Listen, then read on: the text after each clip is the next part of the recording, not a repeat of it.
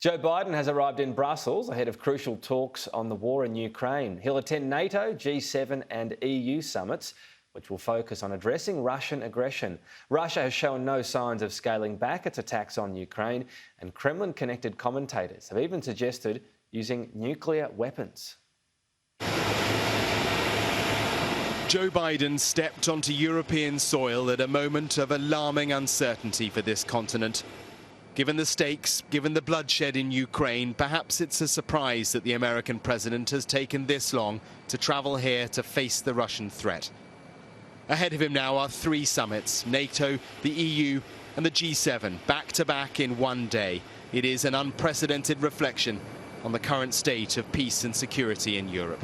And here it is, spelt out by propagandists, pundits, connected to the Kremlin on Russian state TV. В Европе надо передать простую вещь.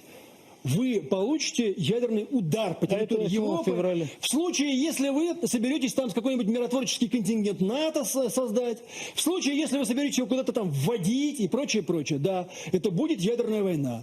Hollow threats designed to spook, to create leverage. The thing is, who can be sure right now? The leaders of the 30 NATO member countries will be forced to confront this extraordinary reality when they meet here in Brussels in the hours ahead. The headline will be a remarkable doubling of the number of NATO troops deployed to Eastern Europe, an unavoidable reaction to a Russian aggression that is so unpredictable. But how will President Putin react? Is it perhaps perilously provocative? The Alliance's Secretary-General, whose tenure may now be extended to provide continuity, could not clearly answer the biggest questions. How does NATO defend itself against a nuclear attack? Thank you. Russia must stop its nuclear saber rattling. This is dangerous and it is irresponsible. For now, the Russian attacks on Ukraine remain conventional, but devastating nonetheless. These missiles, in footage issued by the Russian military, apparently hit Ukrainian military targets. Sky News is unable to verify the claim.